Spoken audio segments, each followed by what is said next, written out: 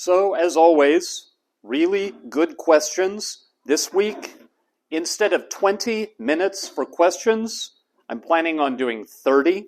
I think I can fit in the new content with no problem. Here is the first. How do you quantify the impact of unfulfilled commitments on marriage or other relationships?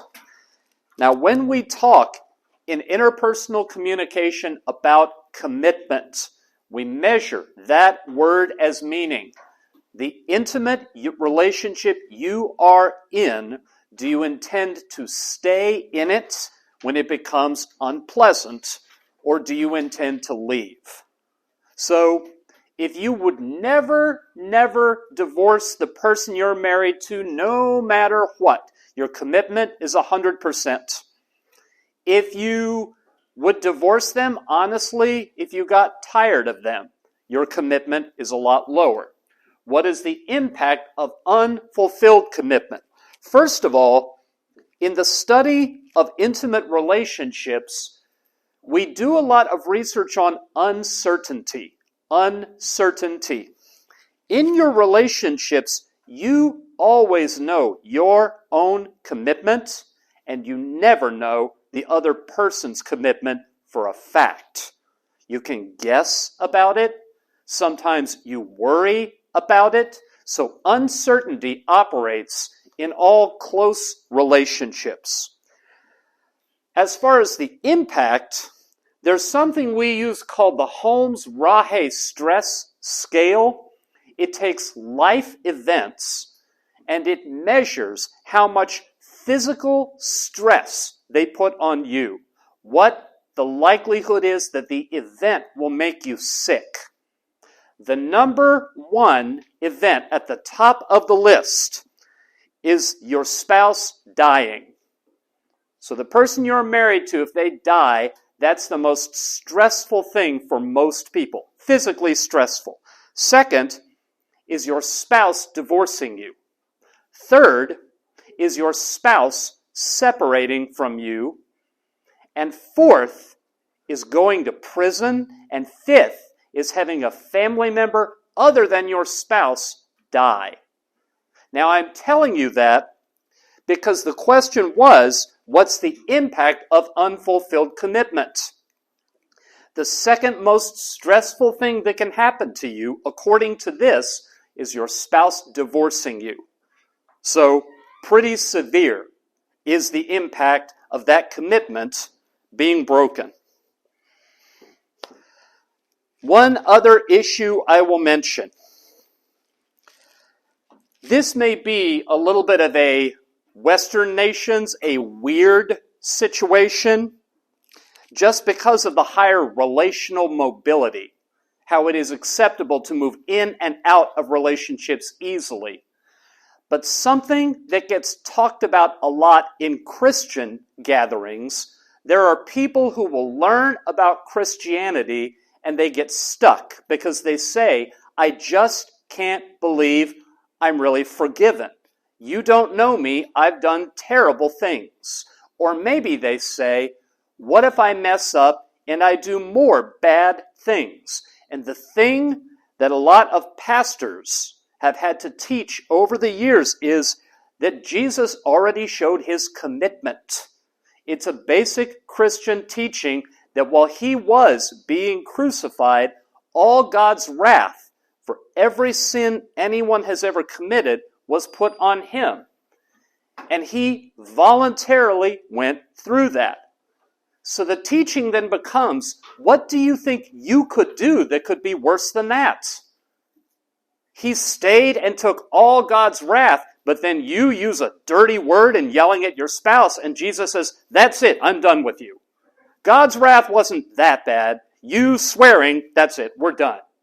So the teaching here is that the example of perfect love also included perfect commitment. Second question. How is a marriage based on covenant better than one based on commitment? What I think Professor Strom would say about this is there's a danger that people in the commitment perspective turn their marriage into an idol. They worship it. It becomes the top priority in their life. Everything else serves their marriage, serves the life that they have with their wife or husband. And they put a lot of pressure on their marriage because they want their marriage to solve problems in every other area of life. It has to be their social life. It has to be how they manage frustration with their career. It has to solve the raising of children. And the fact is, no matter how wonderful your wife or husband is, they're not, teaches Christianity, they are not built to be worshipped. And if you put all that pressure on them, that is very likely to break the good relationship you may have started out with.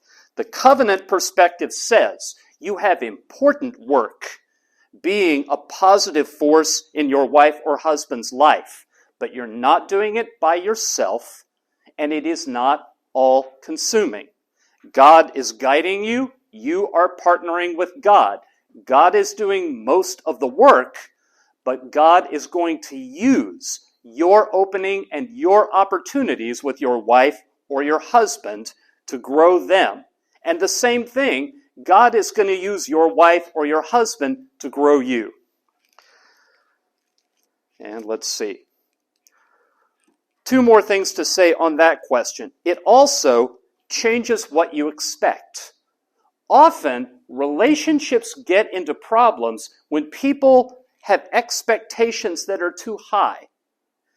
And in the commitment perspective, you might say, if we're arguing a lot, or if we're misunderstanding one another a lot, if I'm not happy most of the time, we have a bad marriage. In the covenant perspective, your perception might be, I know that some days this is going to be very hard work. I accept that there will be hard work, and I will not treat that as evidence that we have a bad marriage. So it can adjust what you expect. I have a weird way to think about it. I come up with lots of these. Imagine you have a friend, and your friend has had a lot of family members battle cancer. So cancer runs in their family. And your friend also smokes. In which situation are you better off? To be their good friend who spends time with them, has fun with them, is supposed to enjoy getting together, but you're also scared because you see them light up all those cigarettes? Or are you better off if you're their doctor and you can speak the truth to them? Repeatedly, patiently, but you can tell them directly. Your family has a history of cancer. That tobacco is putting you at risk. I can help you quit if you decide you want to. You need to quit. I give you that example to say the commitment perspective, you have to keep making sure that that communication is positive. The covenant perspective, you're in a better position to tell them the truth repeatedly and patiently. Okay, 3rd question. Why is it that women in egalitarian marriages are less satisfied compared to women in traditional marriages? That refers to the Taniguchi study that we talked about last week, Japanese women who reported that they had an egalitarian marriage. They were less satisfied than the ones who said their marriage was traditional. And what Taniguchi said was, because of outside pressure, the egalitarian marriages did not continue the way the women had hoped they would. That they'd gotten married, they'd talked with their intended about, let's have a household where we split the work, where we both can have a career, where we're both equal. But they were living in a community where it was reinforced over and over again, the wife belongs in the home, the wife is responsible for the home. So their husband often would not do his share. That was the biggest source of frustration. They also sometimes found out, after they were married, that their husband understood the agreement differently. And they had not really, both of them, been thinking about the same thing when they entered into their agreement. So that's what Taniguchi said was going on and explained that difference in satisfaction. Fourth question, my favorite one of this week. There are various types of romantic relationships, but why this class only focused on marriage? That's my favorite question because you helped me out a lot. Whoever came up with that question, very good job. I need for students to call me out when I'm being sloppy. And this was nothing more than me being sloppy. I teach at a Christian university. We therefore encourage students. If you're going to be in an intimate relationship, you should be married. I therefore, if I talk about this, I use the word married, and I use wife and husband over and over again. But as a researcher, in the field of interpersonal communication, most of this research uses marriage and partnership as equal. If you are living together and have a commitment, then those two situations for research purposes are equal. Now, there are a few studies that do focus on the difference between married couples and partnered couples who are not married. There are some findings about satisfaction. It is true, and I could show you the data, there is more violence in unmarried couples who are partnered, but most of what we talked about as far as commitment, as far as satisfaction, it's not exclusive to marriage, it's any committed relationship. When you see me doing that, I'm using a term in a sloppy fashion, please call it to my attention. It helps. And I've mentioned a couple of times, Fulbright brought me to Japan to help students learn assertiveness. This was a really assertive question, and I loved it. Okay, question number, whichever number we are up to. In the story, was there any punishment for the girl who cheated? And if so, what was it? That refers to the story of the prophet Hosea. Very briefly, last week, we talked about the book of Hosea. God told him to marry a woman named Gomer. She was a prostitute. After he married her, she cheated on him, eventually running away. God told Hosea, go and find her and bring her home. Hosea found her being auctioned off as a slave, so he bought her. And he took her home and said, you are my wife. Even though you ran away, and even though I paid and now own you, you are my wife. So to answer this question, was there punishment? God did not tell Hosea to punish her. Hosea did not himself punish her. But you have to think, I would think, being publicly auctioned off as a slave was a consequence of her behavior. And I think the difference, I've had a few questions. You mean God doesn't care if Christians do bad things? God forgives them and they can do anything they want? That's not quite right. What Christianity teaches is God has wrath for everyone disobedient.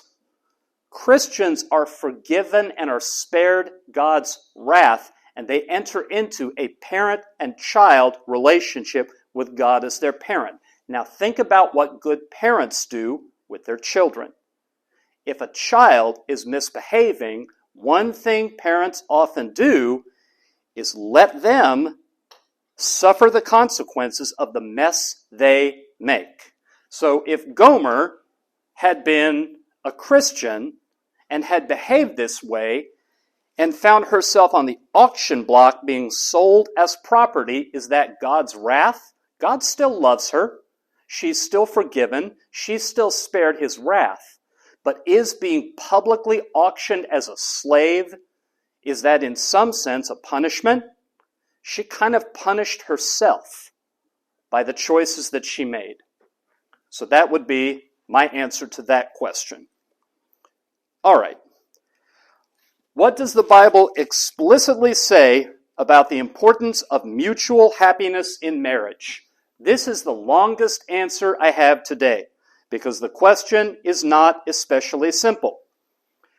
First of all, the Bible doesn't say that much about happiness at all.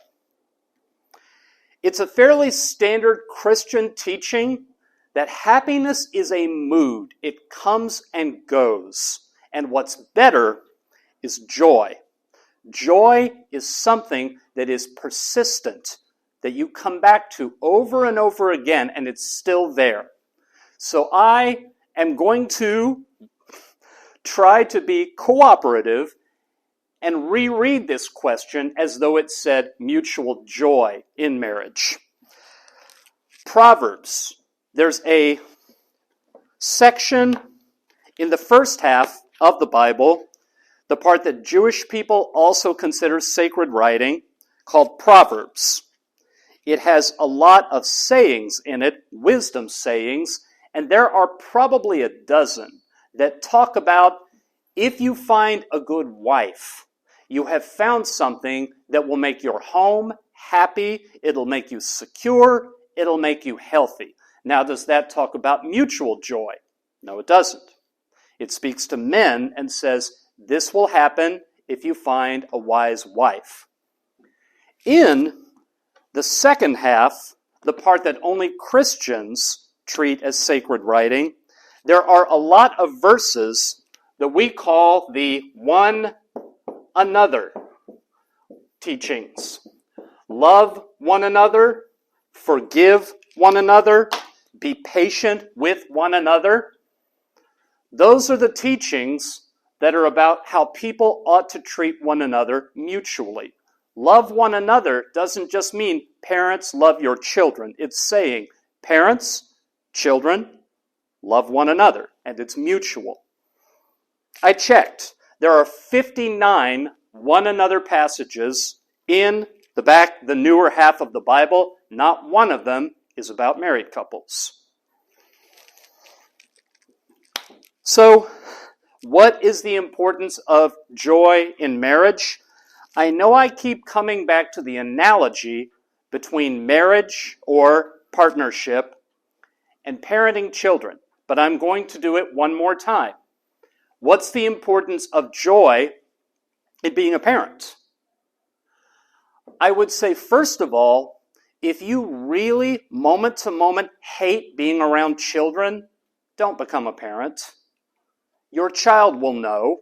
Your child will notice that you resent them. So some base level of the ability to experience joy from being with your child is important. But on the other hand, I have known of a lot of very young people, younger than 18, who decided to have children. And the reason they gave was, this baby will love me, and then I will be happy. Now, if that's your reason for becoming a parent, that poor child. Oh, that is not a good reason. You don't become a parent thinking the child is going to make you happy. And I would say something similar is true in marrying or in finding a long-term partner. If you really don't like being around them at all, that's a bad sign. But if you go into it thinking, this is what will give me happiness, this will mostly be about happiness, then what Christianity teaches is you have the wrong expectations and you have the wrong approach. All right. What are the gender roles like in each marriage type, specifically covenant? All three types make room for traditional and non-traditional gender roles. In the contract type, if both of you are made happy, if both of you get what you want by both of you working outside the home and splitting the housework, or the father staying home with the kids and taking care of the home and you're both happy, the contract perspective says, great, successful marriage. The commitment perspective says, if the two of you talk to each other and you work that out and you mutually manage it and agree that it's good, good marriage.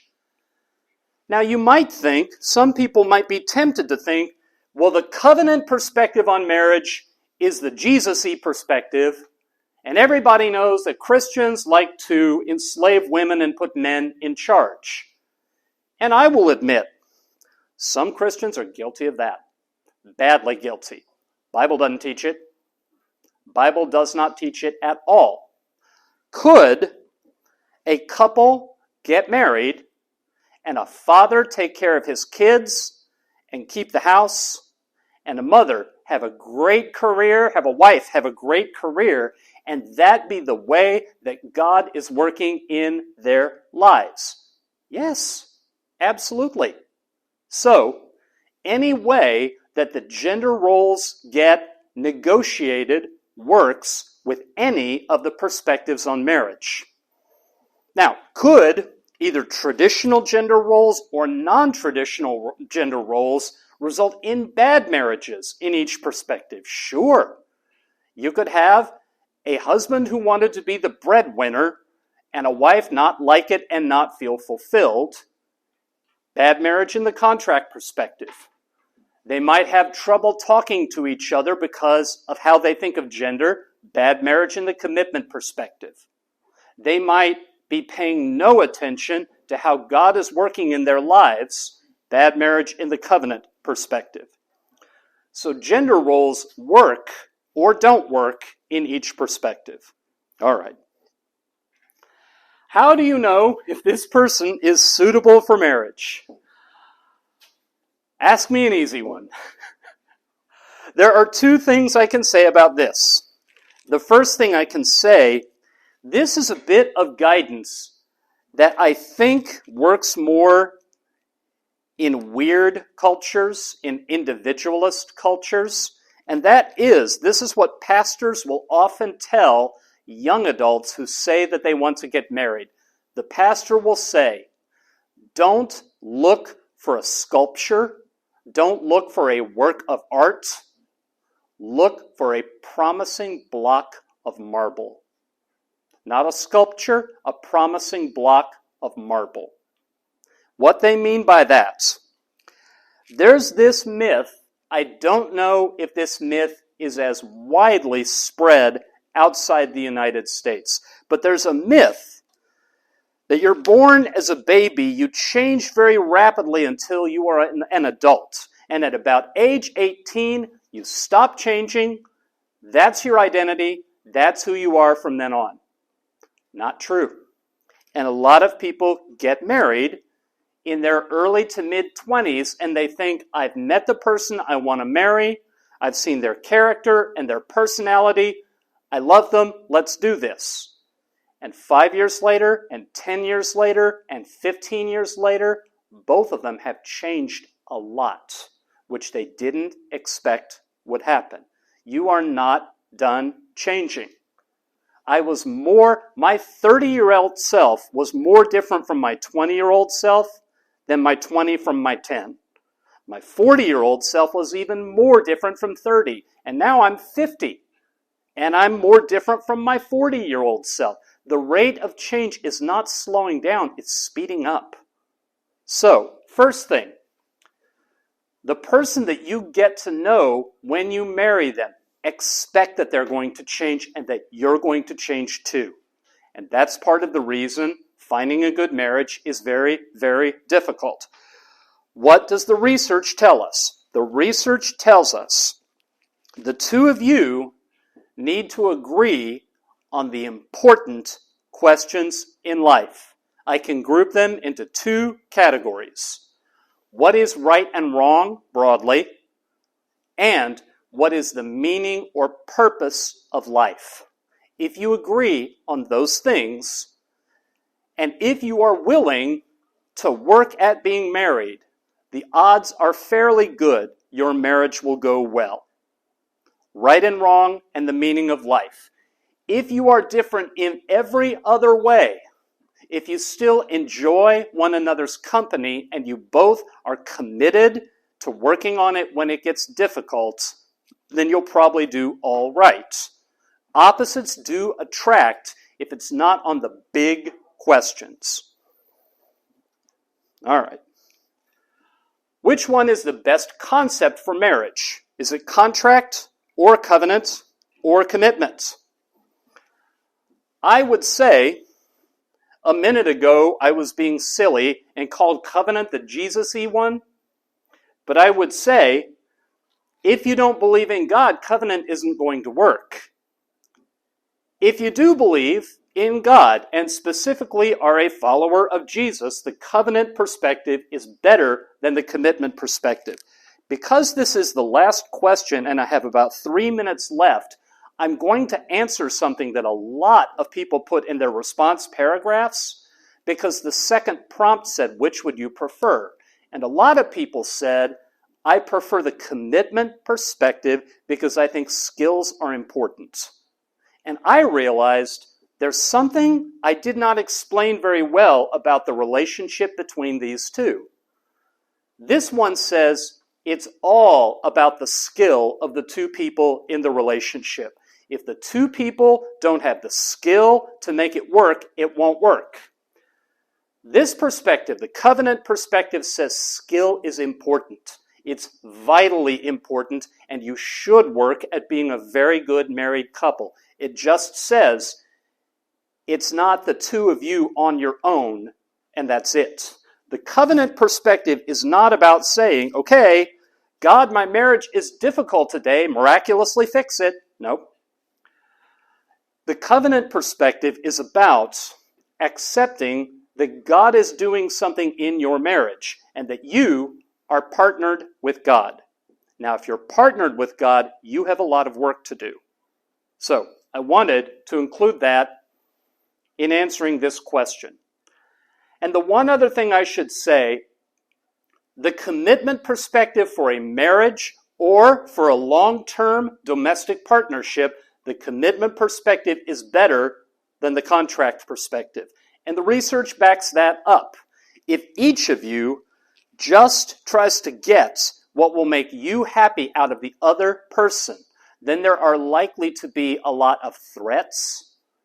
And I don't mean threats of physical violence necessarily, but threats to leave, threats to retaliate. If I'm not getting what I want, I'll make you unhappy. And people very commonly wind up miserable. The contract perspective, if all you want is you effectively want a business partner to live under the same roof with you, contribute their paycheck, do the budgeting together, and cooperate on taking care of the children, it can work if you're both very mature. But if instead the two of you agree you will talk to each other a lot, try to understand each other a lot, be very careful in dealing with conflict, listen a lot. Those are good behaviors even if you're business partners. And so if you think of your marriage as a business partnership, this is still better than this. I even have 1 minute left, which I'm not going to use. Today I'm not going to forget. I'm going to show the trios, and you can move, and you can introduce yourselves. Okay, is that? Yeah, that should be right.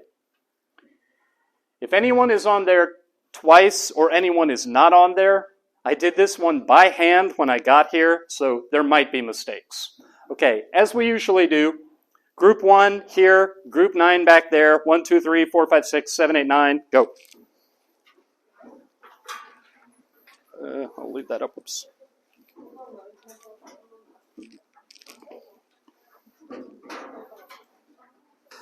Alrighty. So, when I first designed this class and laid out the class meetings and picked the topic for each one, I first labeled this class culture. Because when you teach relational communication classes, very often one unit is culture. And then I realized this whole class is culture. So then I had to focus it. We are therefore going to bring back our old friend, Kurt Hofstede. Now, I introduced Kurt Hofstede to you about 5 weeks ago when we talked about individualist and collectivist cultures. We mentioned his work last week when we talked about direct and indirect communication. That's also him. A few weeks from now, when we talk about power and how that factors in to interpersonal communication, he's the leading researcher on something called power distance. Today, our new idea is the idea of uncertainty avoidance. Uncertainty avoidance. Cultures vary. Some cultures have higher uncertainty avoidance. Some have lower uncertainty avoidance. If I just were to try to explain the concept, I would say cultures high in uncertainty avoidance, there is a proper and correct way to do almost everything. And it is important you do it the proper and correct way. Cultures low in uncertainty avoidance, do it your own way. We don't care. Do it whatever way makes you happy.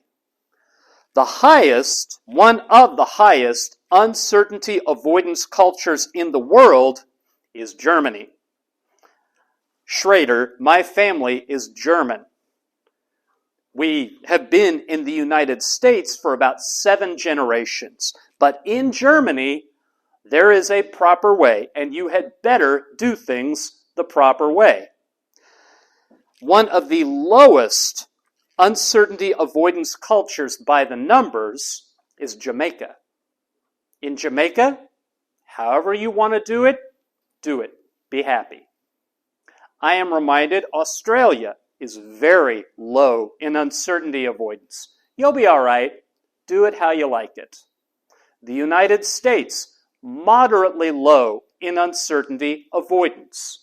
In our case, it goes along with being individualist. Do what you want to do. We're not going to interfere. And Japan, very high in uncertainty avoidance. One of the highest, actually.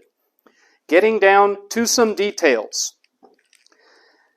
The way that we collect data about uncertainty avoidance, let me give you 4 of the actual items from the instrument we use to score uncertainty avoidance. I feel anxious when the future seems unpredictable. So in situations where you don't know what's going to happen, people from a high uncertainty avoidance culture, that's scary. Low uncertainty avoidance, that's either normal or it's kind of fun. Second, it makes me uncomfortable when someone provides unclear directions. I have this non-scientific theory that a lot of college students arriving at college for the first time, they function as though they are very high uncertainty avoidance. Because I've given a lot of assignments over the years and people ask for much more detailed instructions and an example to follow. Because they don't want to take broad instructions and do what they think is right. They want me to guide them through it step by step. In high uncertainty avoidance culture, that happens with nearly everything. Third, managers should provide workers with detailed directions and expectations. Often, uncertainty avoidance goes along with the idea of hierarchy, that the person who has authority, the person who is in charge, is really in charge. And fourth, I prefer to manage my money with a highly structured budget and plan. If you were to put his name, Hofstede, and the phrase uncertainty avoidance into Google Scholar, which searches published research, a lot of the studies that would come up would talk about how companies and government organizations in high uncertainty avoidance cultures, they budget every penny. Every cycle, every fiscal year, they know at the beginning where every smallest amount of money will be spent. In lower uncertainty avoidance cultures, you take your money and you make it up as you go. When you need it, when there's a new development, you spend money there, and then you figure out how much money you have left. So that's one of the ways this shows up the most sharply. What it looks like in a low uncertainty avoidance culture. Let me talk a little bit about that. In a low uncertainty avoidance culture, people tend to be very tolerant of deviant ideas and deviant people. The largest big city, that is the closest large city to where I live in the United States, is Portland, Oregon.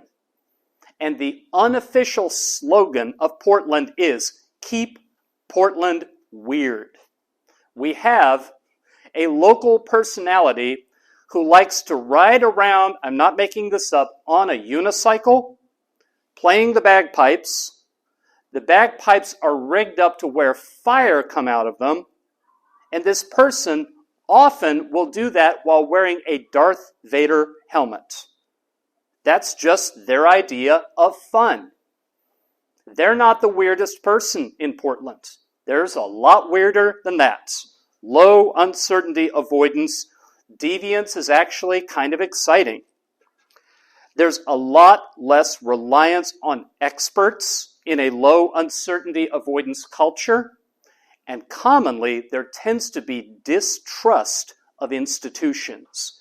And the United States, in the past about 20 years, has a severe problem with distrust of institutions. There are lots of conspiracy theories and lots of kind of similar troubled, unhealthy arguments that mean a lot of people don't trust the medical profession, which meant that's a big part of the reason the United States response to the pandemic was really ineffective, because so many people did not believe the vaccine would keep them safe and did not believe masks would make any difference. Distrust is very common. In low uncertainty avoidance cultures, you deal with things as they happen. The unknown is not bad, and deadlines can be kind of loose. Now, I should say, the United States is not radically low in uncertainty avoidance. It's moderately low. Deadlines still tend to be pretty strict.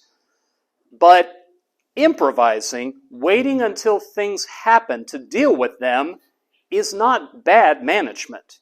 It is actually a management strategy. Okay, fourth thing to say is probably the one I have seen the most lately. Classrooms. Big difference. Huge difference between high uncertainty avoidance and low uncertainty avoidance cultures.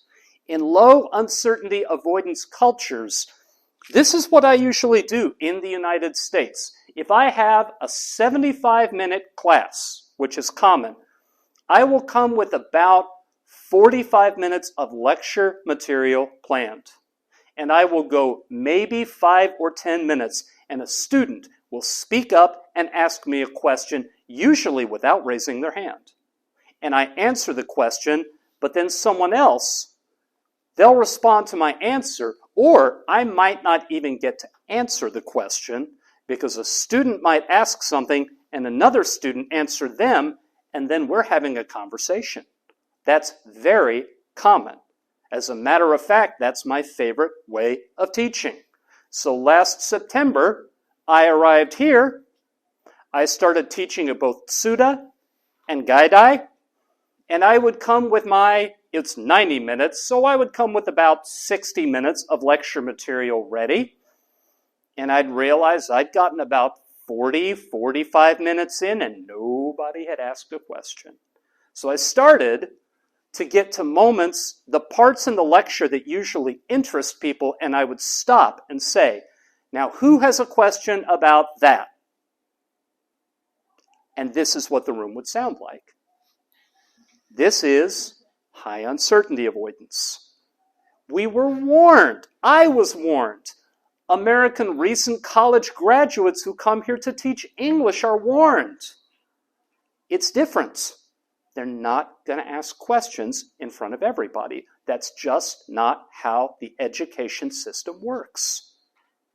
And I give you that lengthy example to say in a low uncertainty avoidance culture, it is perfectly normal.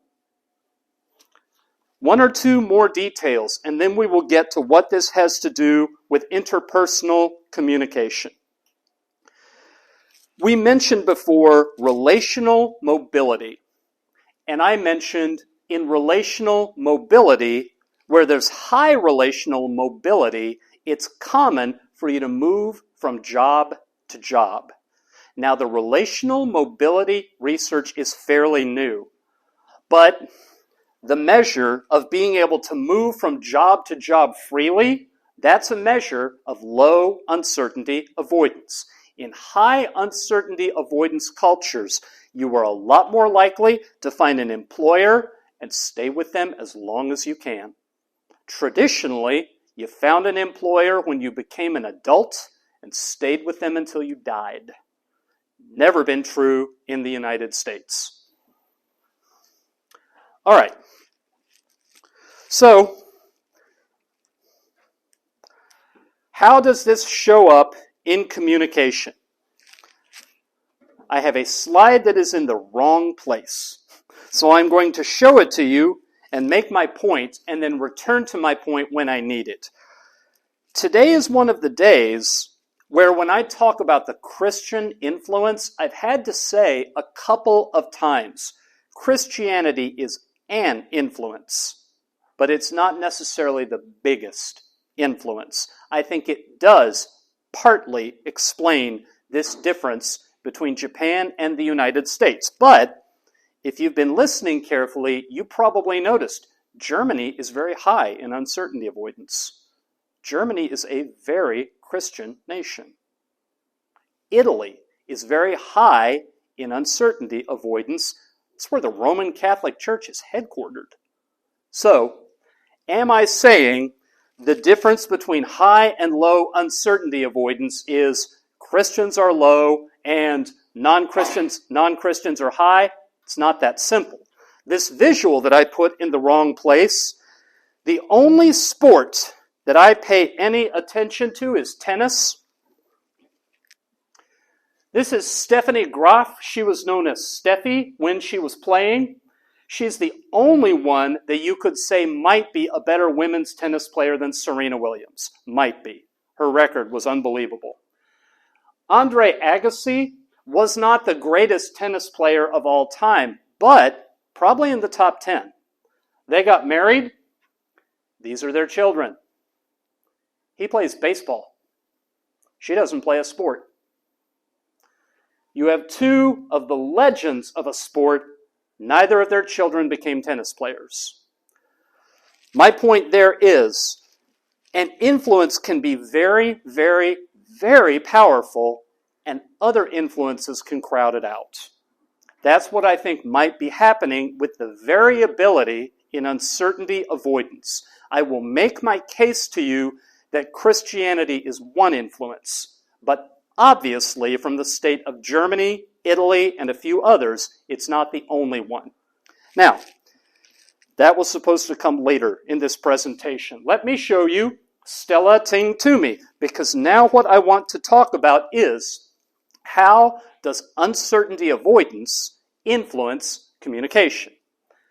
Stella Ting Toomey is the leading researcher of intercultural communication in the communication field.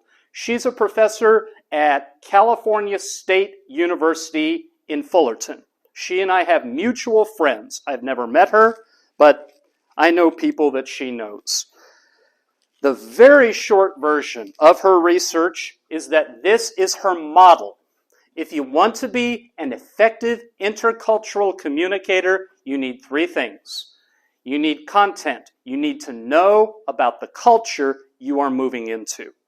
So if I want to be an effective intercultural communicator in Japan, I need to study Japan. I need to know things about Japan. But that's only one element.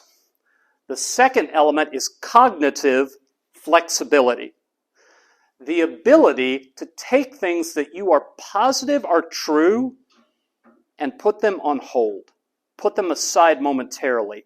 Think about things that you didn't expect and think about them comfortably. Don't be quick to reject something just because you firmly believed something else.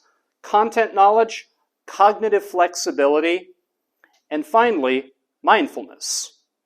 And by mindfulness, she just means when you speak to someone with a different cultural background, can you see what they're actually saying and actually doing and not what you expected them to say?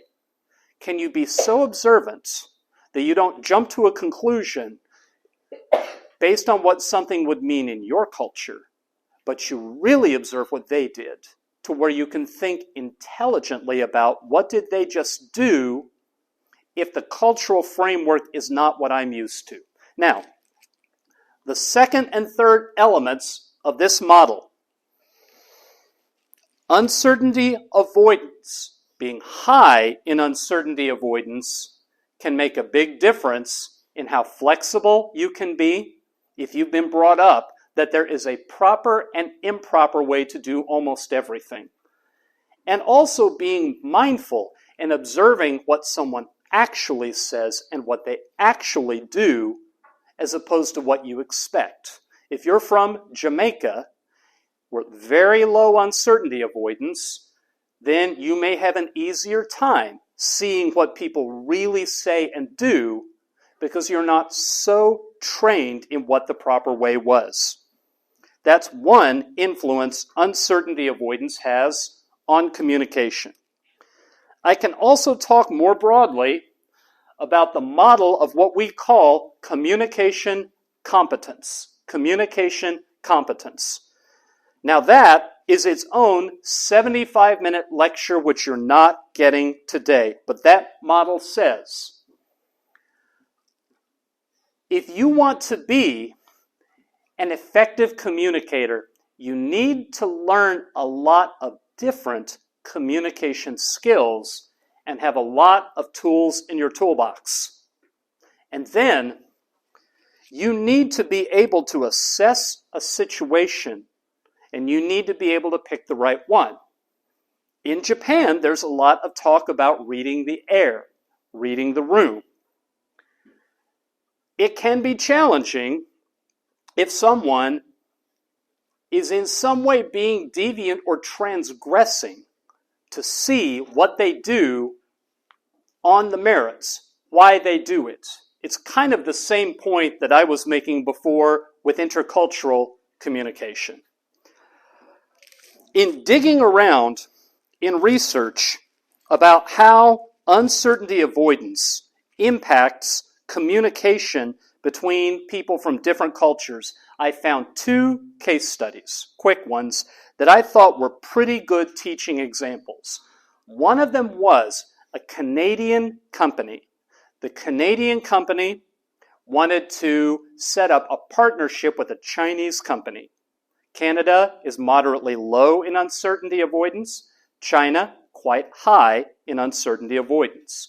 So the executives, the leaders of the Canadian company, they scheduled a dinner party to invite the owners of the Chinese business to come and discuss the partnership. Now, there is a ritual, there is a ceremony to a dinner party in China. One person should be the host of the dinner. That should be the most senior person present. And that one person should begin the dinner by offering a toast of welcome. At this dinner, the Canadian company leaders, they all hosted it together. And they didn't offer a toast of welcome. And they began talking about the proposal, and their Chinese guests kept changing the subject, wouldn't talk about it, refused to talk about the partnership, gave short answers to any questions asked, and then left as soon as they could, and said afterward, there was no toast of welcome, there was no host. That was a terrible dinner. They regarded it as something rude. There was a correct way to do it, and the people from the low uncertainty avoidance culture had insulted them by doing it wrong. The other example is an even better one, because it was an American who worked at a Japanese company. And he had worked at this company for decades. And he thought he was really good at communicating with Japanese people. They had put him in charge of a project. And he had done his nemawashi. He had got to the point where it was time to start the project. So he went around and met with everybody who would be at that meeting privately. And he went over everything with each of them privately, so that they could make up their mind that they could support it. And then the meeting was scheduled. At the very last minute, he found something that had to be corrected. I believe that there was a new regulation from the government, so something about the project had to be fixed, and it was within hours of the meeting. So he came to the meeting, he put the presentation in front of all of them, and he started the meeting by saying, let me show you one change I had to make. And he explained the change. And after he had explained it, he said, now, let's discuss this and let's see if we can reach a decision. Everybody at the meeting refused to speak. They just stared at him.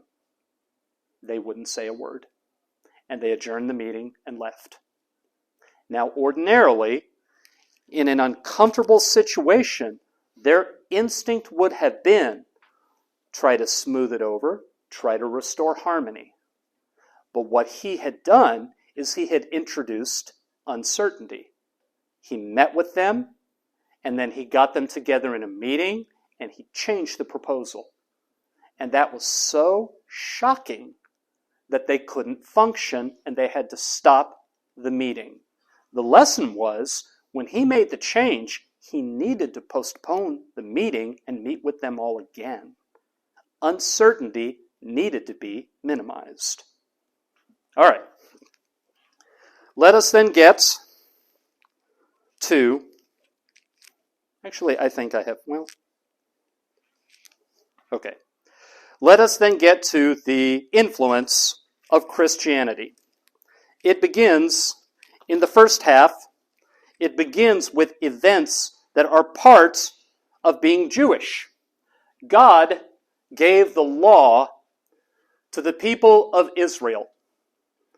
God gave the people, Jewish people today trace their history, the nation of Israel is formed around the history, the ancient land of Israel, which is tied up with the Jewish religion. Now, there was a moment when God gave the law to Moses, who was the leader of the nation. And God said, follow all these laws. And if you are Jewish today, there are different categories. There's Reform Jewish, where you celebrate it as it's kind of my ethnicity. There's Conservative Jewish, where you take seriously what the Bible says, but you still live around people who aren't Jewish and carry on a day-to-day life with people who aren't Jewish. But then there is a category of Jewish people we would call orthodox. The law, as given to Moses thousands of years ago, they still attempt to follow all of it in detail every day. And I think that may be the cleanest example of high uncertainty avoidance that I can possibly imagine. In the law, at one point, God said, "Do not take a calf and boil it in its mother's milk." And I say at one point, that actually is in the Bible, I think 3 separate times. Do not take a baby cow, a calf, and boil it in its mother's milk. The law, as the rabbis interpret it, is you may not eat meat and dairy at the same meal, ever. The way that's practiced by Orthodox Jewish people today, they will have 2 different sets of pots and pans. One set is for meat. One set is for anything that comes in contact with any dairy product. Milk, cheese, any of it. You do not make a mistake and put the meat in the pot for the dairy. If you do, you have to throw the dairy pot away and buy new ones. It's also very common to have separate scouring pads so you don't scrub dairy off a pot and bring it in contact with meat and contaminate your kitchenware.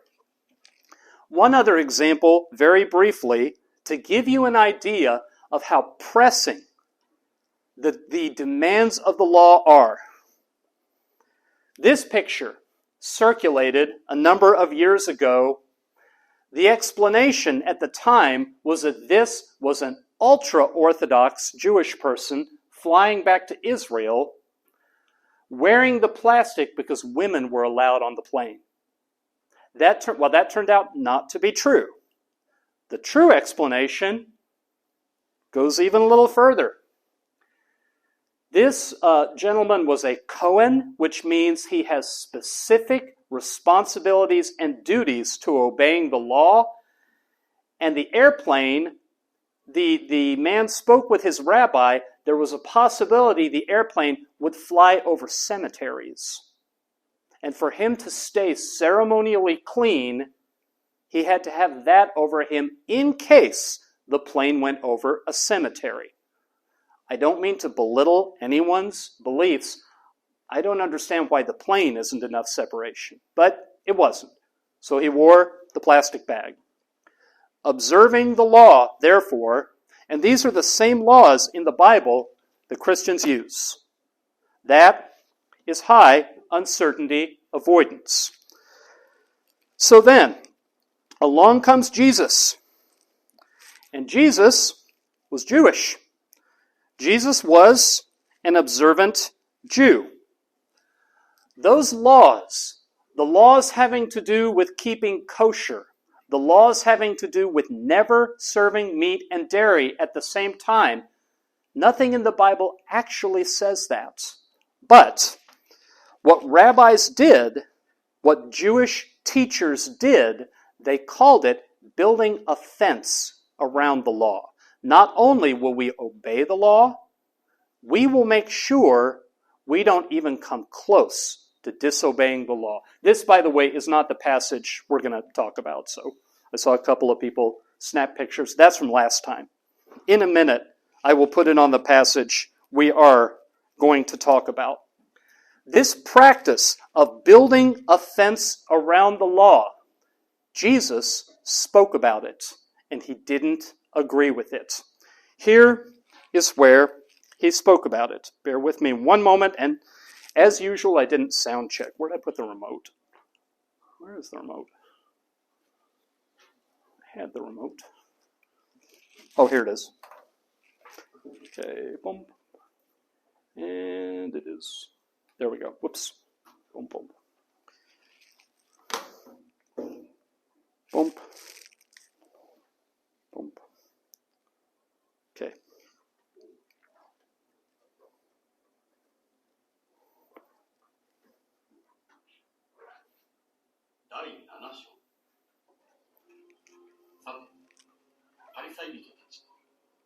サレムから来た何人かの立法学者たちがイエスのもとに集まった。彼らはイエスの弟子のうちのある者たちが汚れた手で、すなわち洗っていない手でパンを食べているのを見た。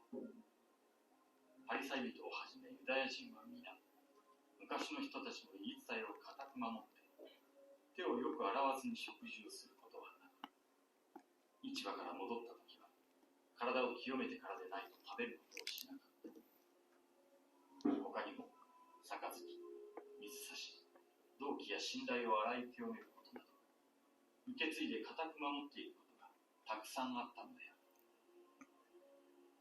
パリサイ人たちと立法学者たちはイエスに尋ねた。なぜあなたの弟子たちは昔の人たちの言い伝えによって歩まず、汚れた手でパンを食べるのですか？イエスは彼らに言われた。イザヤはあなた方偽善者について見事に予言し、こう書いていますね。この民は口先で私を敬うが、その心は私から遠く離れている。彼らが私を礼拝しても虚しい。人間の命令を教えとして教えるのだから。あなた方は神の戒めを捨てて、人間の言い伝えを固く守っているのです。So, Jesus' position on that, the leadership, the teachers of his time had made up all these very specific rules to follow. It was a way of being powerful. And Jesus said, you're no longer doing what God taught. You're no longer obeying or following God. You're enforcing the rules. If you talk to Christians, you will, if you're around Christians talking about their faith, they will eventually, you will hear this word. They don't believe in being legalistic. The Bible does have a lot of law in it. But what Christianity teaches is the law was given to us to show us that what we had to do to be perfectly obedient to God, none of us could get right. None of us were capable of obeying the law. There is so much in the law. To obey it from the time you're born until the time you die is impossible. The only one who ever did it was Jesus. Christians will therefore say, don't be legalistic. And they will talk about, we have Christian freedom. And the reasoning behind this, we've said before, Christianity, you can think of it as entering into a relationship with God, parents to daughters and sons. As children are growing up, you give them rules, but think about what you're raising them toward. What do you want to have happen when they become adults? Do you think your children will still follow your rules exactly? Or are you hoping that they will make choices that honor the upbringing you gave them, even when the rules are not binding on them anymore? It's something that confuses a lot of people about Christianity. They say, you mean I could be a murderer and there are no consequences? If you were a murderer, that would cause enormous pain to your Father, your heavenly Father, and that's supposed to be enough. So, the idea of Christian freedom. Two things. Don't be pressured by the fact that people around you call something a rigid rule. That's what Jesus was saying. In high uncertainty avoidance cultures, you learn the right and the wrong from people around you. And second, as I've said a few times, what God wants from any of us is what we offer freely. What rules do, rules bring about compliance. You follow a rule because you're afraid of what happens if you break it. But if you know, if there is someone you love and something that you do brings them joy, you're likely to do that again and again, not because you have to, not because you'll get in trouble if you don't, but because you choose to. And that is where God wants his children to wind up, says Christianity. That is and actually I have a minute or two left. Let me play for you one more passage. This is one of Jesus' apostles writing guidance to a church. And I'm going to play you two short passages. This is Paul, and he's talking about the law. 立法の行いによる人々は皆呪いのもとにあります。立法の書に書いてある。すべてのことを守り行わない者は皆呪われると書いてあるからです。立法によって神の前に義と認められる者が誰もいないということは明らかです。義人は信仰によって生きるからです。立法は信仰によるのではありません。立法の掟を行う人はその掟によって生きるのです。キリストはご自分が私たちのために呪われたものとなることで、私たちを立法の呪いからあがない出してくださいました。木にかけられたものは皆呪われていると書いてあるからです。それはアブラハムへの祝福がキリストイエスによって異邦人に及び、私たちが信仰によって約束の御霊を受けるようになるためでした。Okay, let me jump down to a second passage, same discussion. 信仰が現れる前、私たちは立法の下で監視され、来たるべき信仰が掲示されるまで閉じ込められていました。こうして立法は私たちをキリストに導く養育係となりました。それは私たちが信仰によって義と認められるためです。しかし、信仰が現れたので、私たちはもはや養育係のもとにはいません。